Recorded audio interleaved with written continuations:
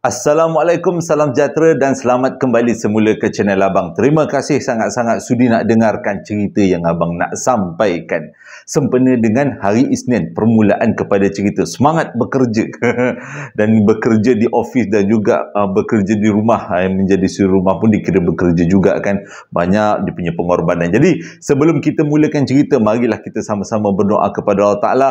Semoga dipanjangkan umur, dimurahkan rezeki, diberikan kesihatan yang baik untuk kita semua, dipermudahkan segala urusan kita dunia dan di akhirat. Semoga Allah memberikan syurga buat mak ayah kita, memberikan keamanan untuk kita satu dunia, juga memberikan umur yang diberkati. Dan tanpa membuang masa lagi, sebelum tu, kalau ada yang tak sihat dengar cerita Abang, kita sama-sama doakan semoga cepat sembuh seperti sedia kala. Dan tanpa membuang masa lagi, Abang akan sampaikan cerita kali ini. Moga-moga jadi iktibar, pengajaran, hiburan untuk kita semua dan pengajaran untuk Abang semua, Abang juga pada hari Isnin ni. Abang mulakan dengan A'udzubillahiminasyaitanirrajim. Bismillahirrahmanirrahim. Allahumma salli ala Sayyidina Muhammad wa ala ali Sayyidina Muhammad.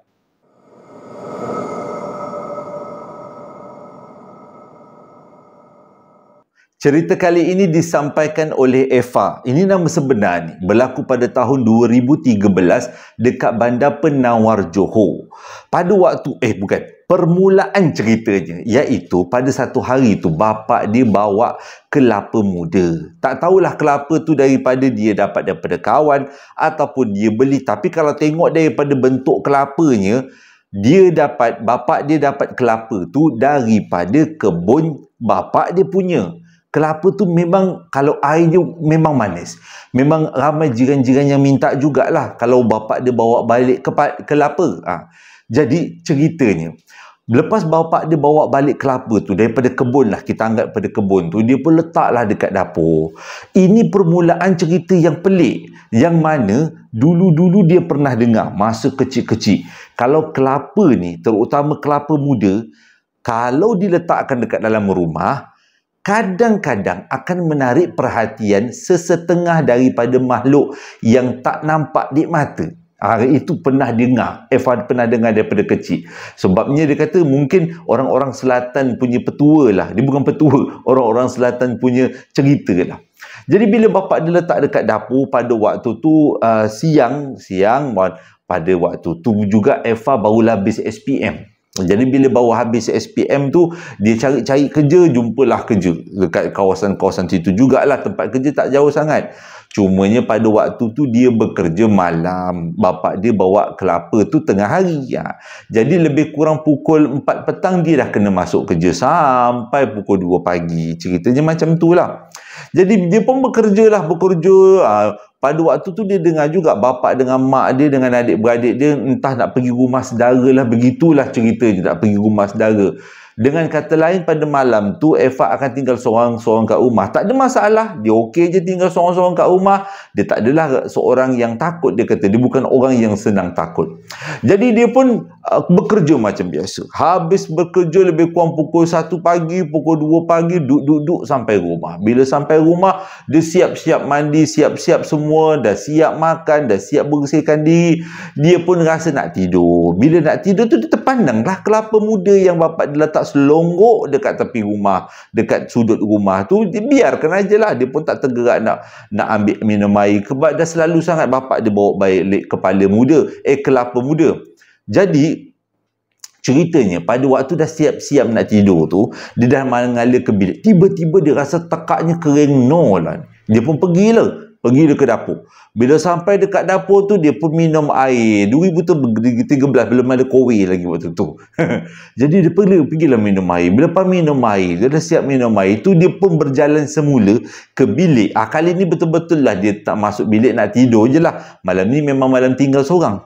Tiba-tiba dekat tingkap dapur, dia tengok macam ada orang berdiri. Dia ingatkan jiran dia.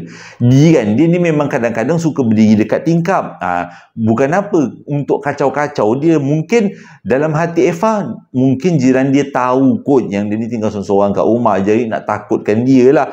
Alamak, setakat berdiri kelubung-kelubung pakai putih, bonjot-bonjot atas. Ya Allah, kalau abang matilah.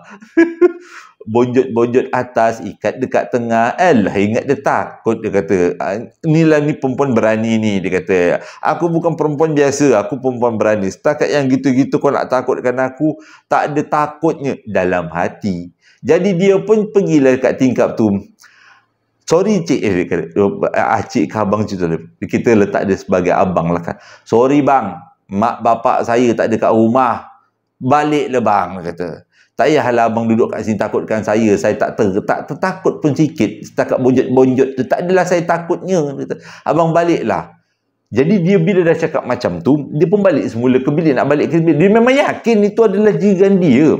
Jiran dia yang sengaja buat onar nak nakutkan dia. Mentang-mentang lah duduk seorang. Dia pun berjalan kat bilik. Bila dah berjalan, dah nak masuk dekat bilik, dia pandanglah ke arah dapur. Benda tu masih lagi tercegat berdiri dekat situ. Waktu tu dia pandang je. Dia ingat aku takut, dia kata. Dia ingat aku ni memang senang menjerit-jerit. Tolong. Tak ada dia. Memang lepas ni kalau dia tak nak bagi aku debik sekali ni, dia pun berjalan baliklah dekat tingkap tu. Dia berjalan balik kat tingkap. Dia berdiri depan tingkap tu. Sudahlah bang. Jangan kau takutkan aku. Aku kan takut sangat dengan kau. Aku tak rasa apa pun sorang-sorang kat sini. Okey je. Setakat kau berdiri kat situ, aku takut engkau lagi yang takut nanti kat belakang tu ada apa tu bang. Kau nak takutkan aku kan? Kata. Tetap juga benda tu berdiri dekat tingkap. Waktu tu lupa abang nak beritahu. Tingkap dia nakuk. Jadi nakuk tu dia nampak luar tapi nampak macam samar-samar. Tak nampak secara tegak, secara jelas.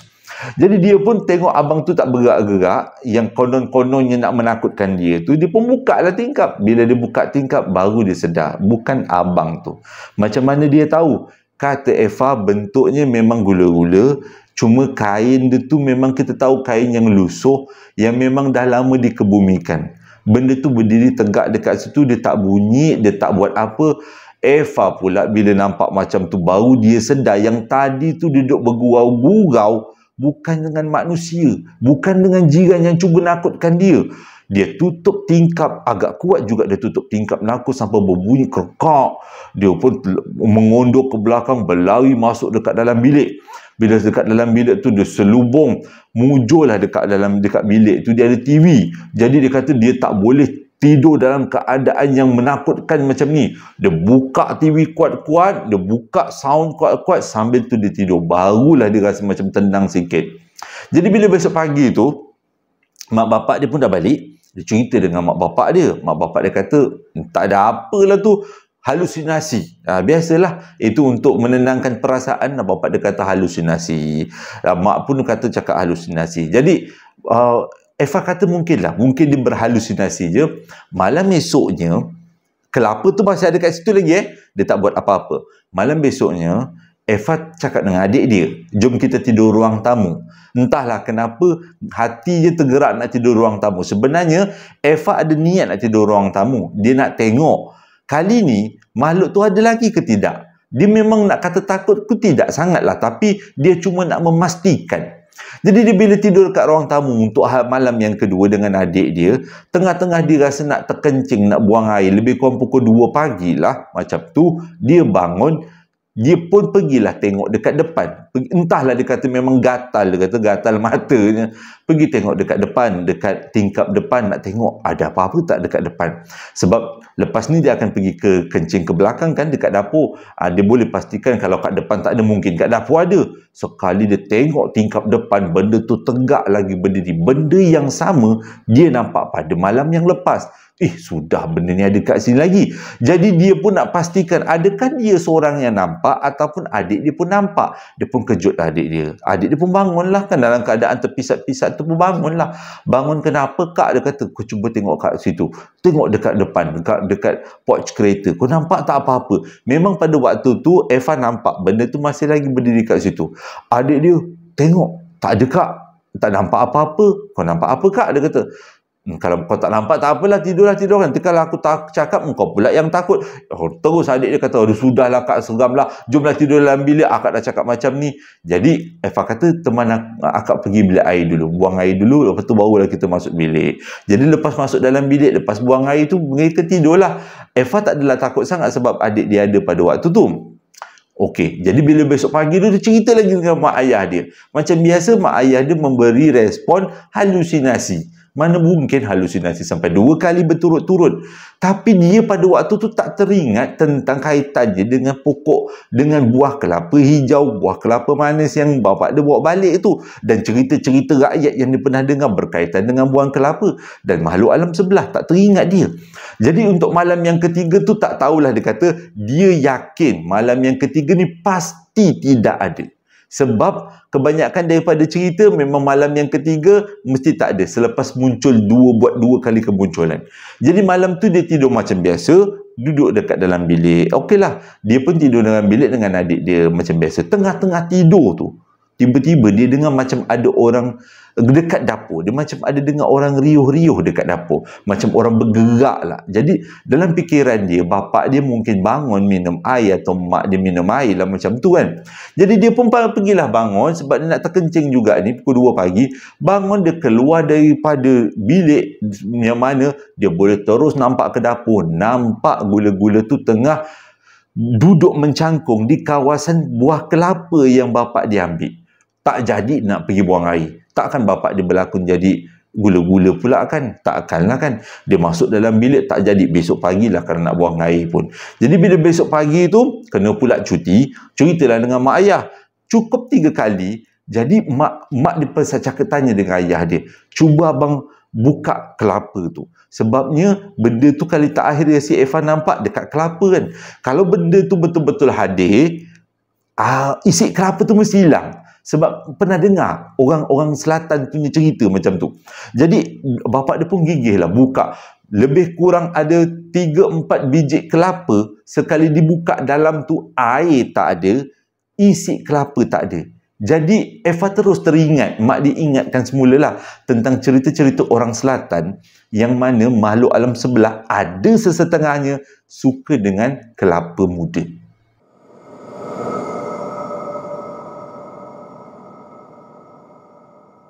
Cerita yang kedua ni yang sampaikan nama pendeknya Indah, INDA, berlaku tahun 2018. Ceritanya memang kesian. Abang dengar pun abang kesian, tapi seram jugalah ceritanya. Pada tahun 2018, sebelum tu, Indah dia ada anak seorang. Anak dia 3 tahun ke 6 tahun lah lebih kurang, tahun 2018 tu. Lepas tu suami dia pula dia kerja dekat Singapura. Jadi kalau balik Kulai ni, mereka tinggal kat Kulai kan, kadang-kadang lah kalau ada cuti panjang baru balik, 2 minggu baru balik sekali. Biasalah kalau nak balik hari-hari dia punya kosnya tinggi kan.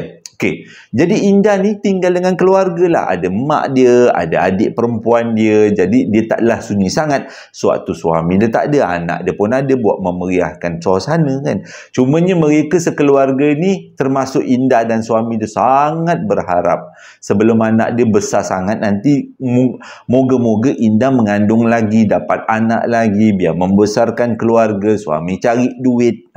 Jadi pada satu hari tu, waktu tu suami dia pergilah bertolak ke Singapura. Bersalam-salam lah, sedih lah Indah. Dan Indah rasa macam hati dia tak sedap bila suami dia pergi ke Singapura pada waktu tu. Hati dia tak sedap. Macam ada yang nak jadi ni, tapi tak tahu apa benda. Malam tu rupanya terus jadi. Malam tu memang Indah yakin yang dia nampak tu mimpi.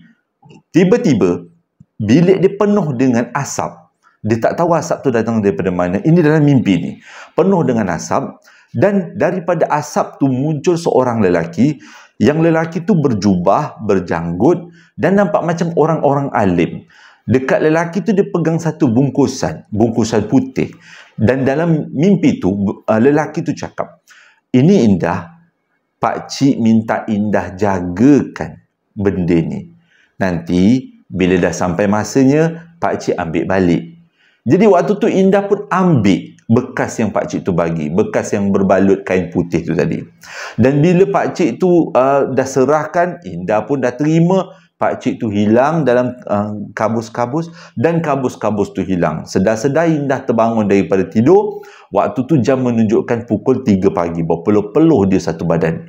Dia rasa macam benda tu Pelik dia kata, tapi nak buat macam mana lah benda yang dah terjadi kan.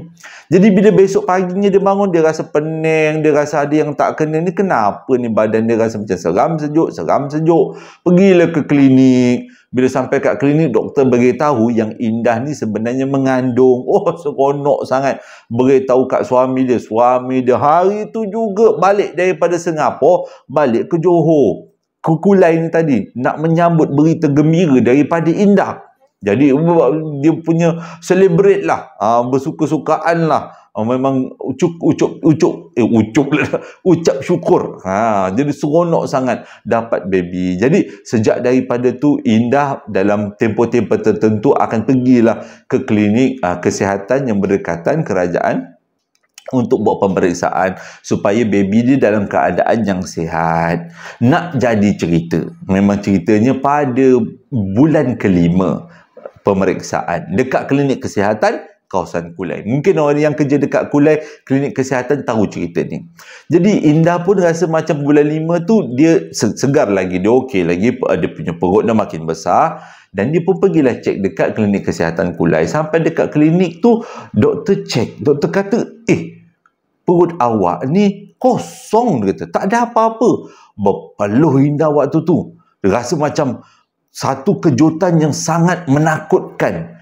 Mana mungkin doktor, dah 5 bulan saya mengandung, takkanlah tiba-tiba hilang. Betul, kami dah cek, hilang, bukan hilang, tak ada kandungan ni. Mungkin gugur-gugur waktu awak menyapu laman ke apa ke, dia kata.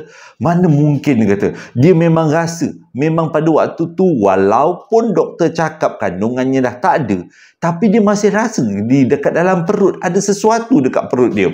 Jadi dia tak apalah, dia pergi keluar daripada klinik tu, balik cerita dengan mak ayah, cerita dengan adik. Jadi diorang cadangkan untuk Indah pergi buat pemeriksaan dekat hospital swasta. Jam-jam tu juga, petang tu pergi klinik swasta, pergi klinik sakit puan lah. Klinik bersalin lah, sakit puan ni. Jadi pergi klinik lah, cek lah. Sekali doktor cek, ada kandungannya, dia kata. Siapa pula kata tak ada? Ada kandungannya. Jangan risau, baby ni baik, sihat. Tapi yang jadi masalahnya, klinik tu tak ada alat scan ataupun alat yang boleh nampak baby dekat dalam perut kan. Tak ada alat tu. Jadi Indah pada waktu tu antara ya dengan tak percaya. Dia pun dapatkanlah nasihat daripada mak dia. Mak dia kata, kita pergi cari klinik-klinik yang ada mesin. Jadi carilah klinik dekat kawasan Kulai tu, jumpalah satu klinik yang kita boleh scan, boleh tengok keadaan dalam baby. Selepas di scan, memang betul ada baby tu. Jadi rasa macam gembira, dah 2 kali cek ada baby tu. Okeylah, gembira. Pada waktu tu awal kandungan 5 bulan lah. Jadi mungkinlah yang kerajaan tu silap lekut, dia kata. Okey, tak apalah, hidup macam biasa. Lepas hidup macam biasa, bila sampai dekat hujung bulan tu, Indah pergi sekali lagi cek. Memang rutin cek dekat klinik kesihatan kerajaan. Tapi kali ni doktor bagi berita yang sama, kandungan tak ada. Linda kata dia dah cek dekat hospital swasta, dia dah cek kat klinik swasta yang ada tempat scan, yang ada tempat CT scan, memang kata ada kandungan tu. Mana mungkin kandungan tu tak ada. Waktu tu doktor kata tak apalah, kita pergi hantar awak dekat klinik kerajaan yang ada tempat scan, supaya nampak jelas apa yang berlaku. Jadi pergilah ke klinik kerajaan yang satu lagi lah untuk scan, untuk tengok ada ke tidak baby tu dekat dalam perut. Scan punya scan, doktor bagi tahu memang tak ada. Waktu tu dah menangis dah Indah kata. Mana mungkin, dia rasa memang ada pergerakan ke apa benda lah. Abang belum pernah mengandung, jadi abang tak tahu macam mana. Dia kata memang ada rasa baby tu dekat dalam perut. Tapi bila doktor cakap baby tu tak ada, ibu mana yang tak sedih? Sedih sangat, dia kata. Menang-menang, berjugai-jugai air mata.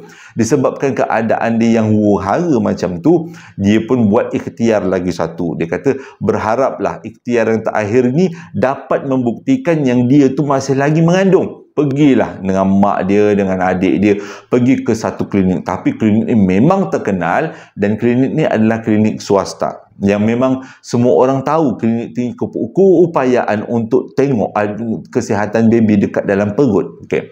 Sampai kat klinik tu, bila sampai je dekat resepsionis, baru nak register, kakak tu Dia tergamam tau tengok muka Linda. Waktu tu petang.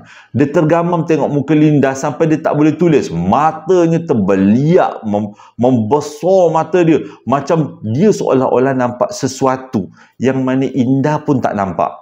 Waktu tu Indah macam, kenapalah Nurse ni tengok aku macam nak makan orang. Terbelik matanya, dengan tangan tak boleh tulis, nak tulis nama tak ada. Sampaikan dia kena buat, cik resepsionis, awak kena tolong saya. Tak ada apa. Bagi kat penalan awak pergi duduk. Saya pergi duduk, dia kata.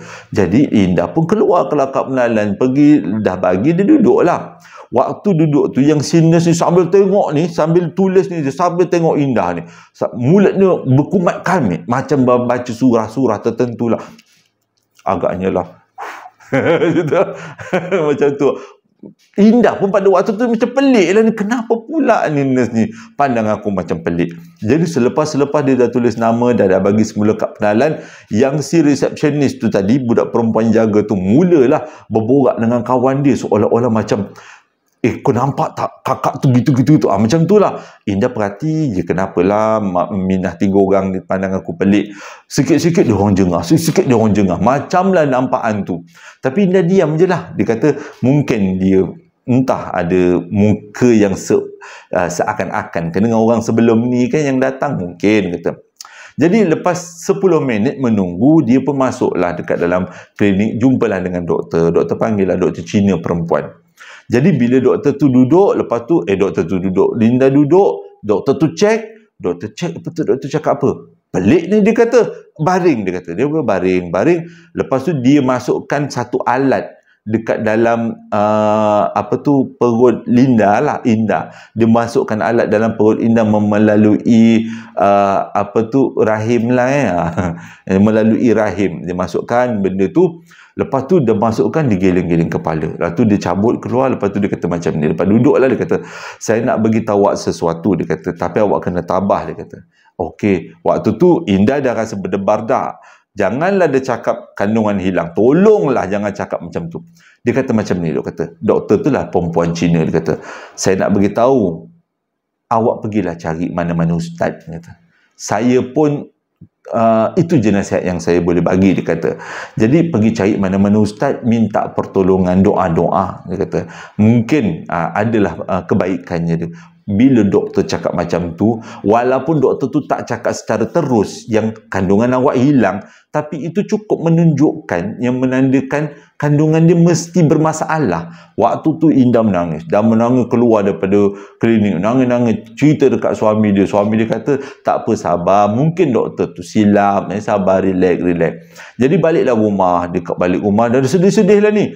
Sedih-sedih dengan harapan besok ni nak pergi jumpa ustaz lah. Nak bawa pergi jumpa ustaz. Malam tu, Indah sekali lagi bermimpi. Didatangi oleh lelaki yang sama 5 bulan sebelumnya. Dalam keadaan bilik berasap-berasap. Mimpi ni dalam mimpi. Lepas tu dia cakap macam ni. Dia kata, terima kasih, jagakan Hazanah ni untuk 5 bulan. Dan izinkan saya untuk ambil semula. Sebab kita dah buat perjanjian kan, yang saya minta awak jaga benda ini selama 5 bulan. Selepas tu saya akan ambil balik. Tanpa tak boleh bercakap ya atau tak, walaupun pada waktu tu Indah cuba melawan, lelaki tu terus masukkan tangan dia ke dalam perut Indah dan bawa keluar bekas putih yang sama yang diberikan 5 bulan yang lepas. Dan selepas tu lelaki tu peluk bekas putih tu, hilang dalam asap-asap yang banyak. Indah pun terbangun daripada tidur. Pada waktu tu dia pegang perut dia, masih lagi besar. Maksudnya mungkin halusinasi dan mimpi je. Jangan kita percaya sangat. Dia pun sambung tidur. Pukul 5.30 dia bangun. Dia buat solat hajat, dia buat zikir-zikir, nak menunggu waktu subuh. Lepas sembahyang subuh macam biasa, dia pergi buat sarapan, dia pergi buat aktiviti, nyapu-nyapu rumah. Lepas tu, bila dah terang tanah tu, mak dia yang mula-mula perasan. Mana perut kau, dia kata. Waktu tu Indah macam, terdiam. Dia tak tahu nak bagi reaksi apa. Mak dia terus menjerit, panggil adik dia, panggil bapak dia. Jadi dah 3 orang, semua dah ada dekat depan Indah. Semua tengok perut Indah lepeh. Waktu tu sekali lagi Indah nangis. Rupanya mimpi yang dia alami pada malam tu adalah mimpi yang benar, bukanlah mimpi yang palsu. Telefon suami dia pun balik. Bila suami balik, lagilah sedih kan. Satu benda yang diharap-harapkan tapi tak berkunjung tiba. Lepas tu suami dia pun bawa lah Indah pergi jumpa ustaz. Jadi ada ustaz yang pandai lah. Dia bukan pandai apa, pandai tengok apa sebenarnya yang berlaku. Jadi ustaz tu beritahu, memang betul ada makhluk alam sebelah tumpangkan anaknya dekat dalam rahim Indah sementara waktu. Sebab dia ambil balik sebab dia nak pindah tempat lain. Kalau dia tak pindah, mungkin dia duduk dekat dalam rahim Indah. Tapi dia nak pindah lain, tempat lain tu yang dia ambil tu. Tapi dia kata dia memang dah minta izin. Indah kata dia tak adalah cakap ya, tak adalah cakap tak. Dia cuma terima je lah bungkusan tu pada awal mimpi 5 bulan yang lepas. Kata ustaz, itulah tandanya dia menerima perjanjian tu. Dan itu menjadi titik cerita Indah percaya tentang apa yang dikatakan kandungan hilang. Selalu dengar, tapi kali ni terjadi dekat diri sendiri.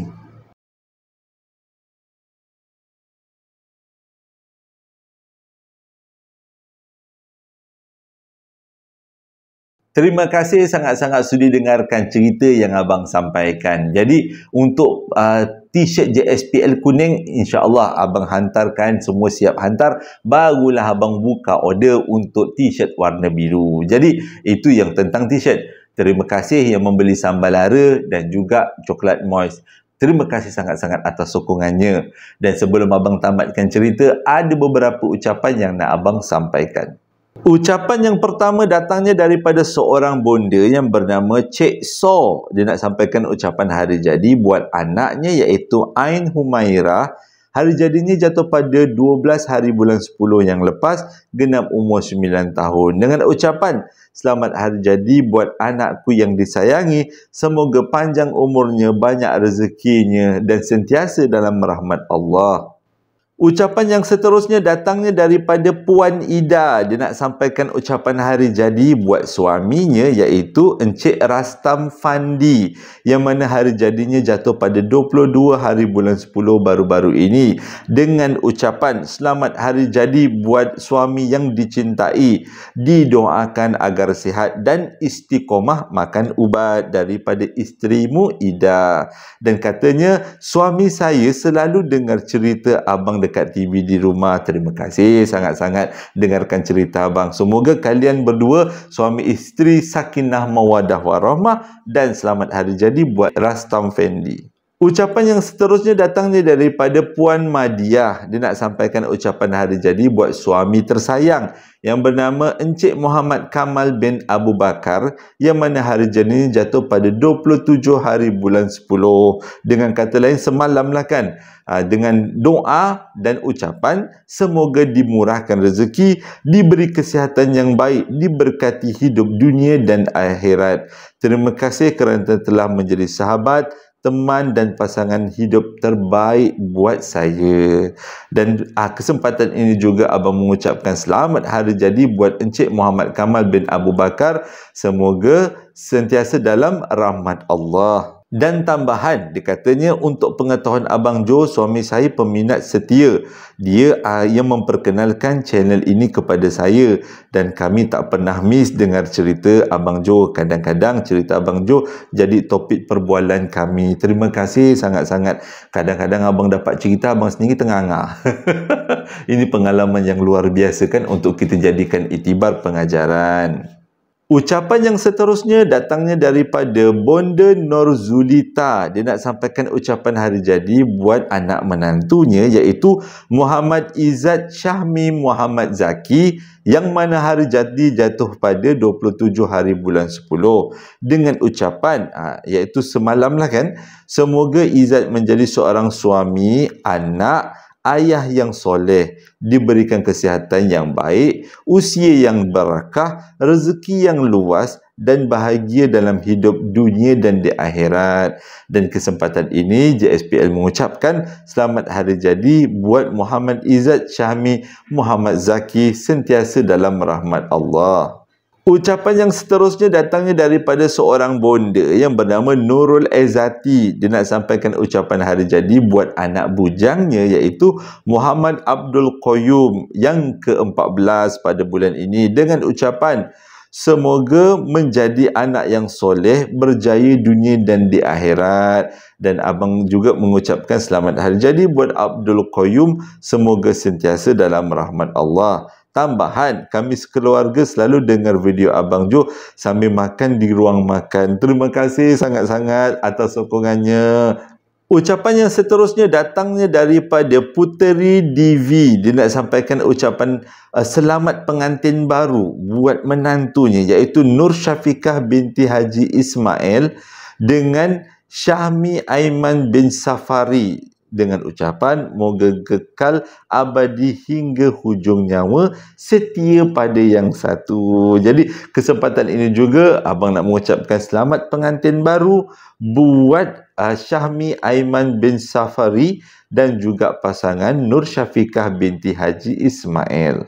Ucapan yang seterusnya datangnya daripada Sabrina Aquarisa. Dia mohon doa dan Al-Fatihah daripada kita semua. Katanya ayahnya baru je meninggal dunia pada minggu ini. Jadi marilah kita sama-sama hadiahkan Al-Fatihah buat almarhum Risman Saleh bin Jamal. Semoga ditempatkan di kalangan yang beriman, diterima segala amal baiknya, diampuni segala dosanya dan berada di taman-taman syurga insya-Allah. Al-Fatihah. Terima kasih sangat-sangat sudah dengarkan cerita yang abang sampaikan. Hari tu ada yang tegur Abang Jo, bukan abang, dia panggil Jo je. Jangan cerita laju-laju, cuba cerita perlahan-lahan, relax, tarik nafas, hembus, supaya ceritanya lebih tersampai. Terima kasih sangat-sangat. Siapa-siapa yang nak bagi nasihat ke abang, boleh je bagi. Abang tak ada masalah. Untuk kebaikan abang juga, sebab abang menyampaikan kisah pengalaman orang. Kalau kisahnya tak tersampai, ceritanya tak menarik, jadi abang rasa bersalah juga kan. Pengalaman ni boleh jadikan iktibar dan pengajaran. Hingga berjumpa lagi. Assalamualaikum warahmatullahi wabarakatuh.